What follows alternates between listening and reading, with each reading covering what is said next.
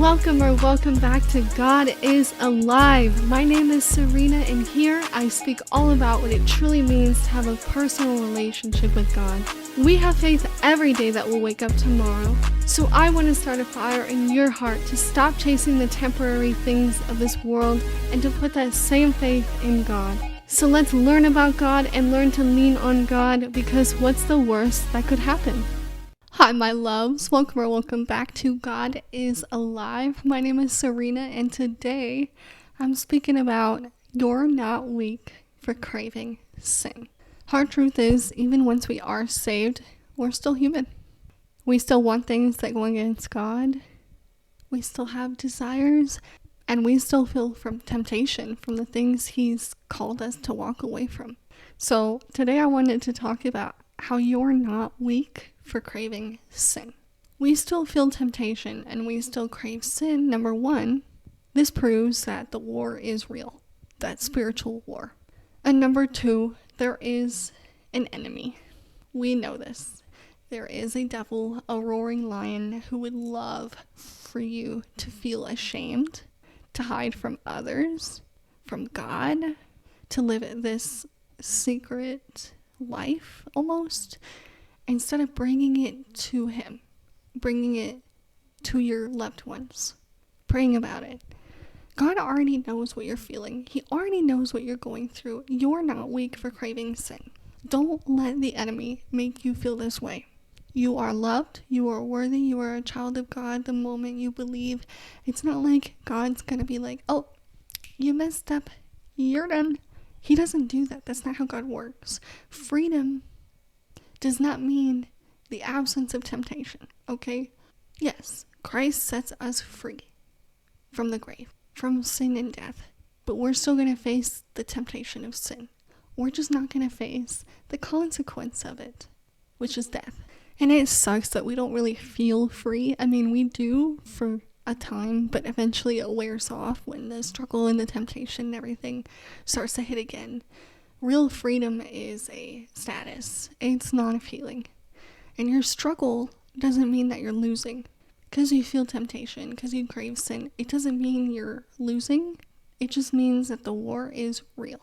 Galatians chapter 5 verse 17 says, the desires of the flesh are against the spirit, and the desires of the spirit are against the flesh.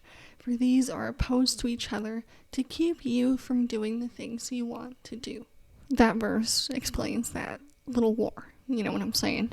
So here's the catch. If we're trying to stop sinning, if we're trying to stop the want, stop the temptation, we're going to continue to feel like we're losing the war, because that's not going to go away. We're not going to stop feeling tempted.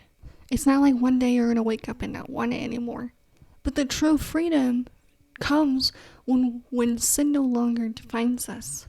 When we start depending more on God, leaning more on Him, focusing more on Him, temptation and sin starts to lose its grip on us when we're close to God. When we spend a lot of time with Him, one starts to proceed before the other one. Remember, feelings aren't always truth. I made a whole podcast on that, podcast number 95. You know, you think when Jesus was on the cross, He felt like a king, a beloved king? No. You know, when we're working out, when we're eating right, healthy, good food, it's challenging. And it's the same thing with sin. It's challenging staying away from it. But we know. But the difference is, this is God we're talking about. This is a real spiritual war we're talking about. It's not like we're trying to eat healthier and work out. This is serious. More, you know. And so, yeah, although God doesn't want us to be sinning because He knows it's not going to benefit us or do anything beneficial for us, He doesn't want us to be condemning ourselves either, making us feel bad, staying away from Him, continuing to sin. Because remember, God set us free from the grave, free from sin. We shouldn't feel ashamed anymore.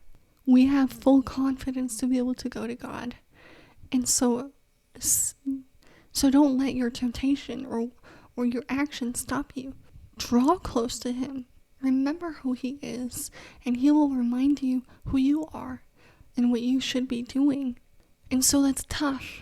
If you are craving sin and then you're doing it and then you're not going to God, the only thing you're really going to do is hurt your relationship with God and hurt yourself in the process. I'm telling you from experience. And so remember, he set us free. We have no reason to feel shame. We have every right to go to him. We are a child of God through and through. From here on out, no one can take that away from you except yourself, honestly, by lying to yourself. No, you take that out. And no one can take that away from you. And it sucks that we don't really get to feel and experience that freedom yet, but we will when we are saved from the grave. We will experience it then. But now, we just experience the temptation and the sufferings and the hardships and there's good things too, don't get me wrong. But yeah, if there's one thing I wanted you to get from the podcast, it was obviously, you're not weak for craving it. He doesn't ask us to be perfect, but he is going to challenge you to not do it and to stay away from it because he wants better for us. Because he wants a relationship that will change you for the better. Make you more like you than you could imagine. That's what God does. And so yeah, I hope I said something that stuck with you. And thank you so much for tuning in to the very end. Today's song of the day is What I Was Made For by Rend Collective. And as always, I hope you have an amazing rest of your day. And I'll talk to you again next time.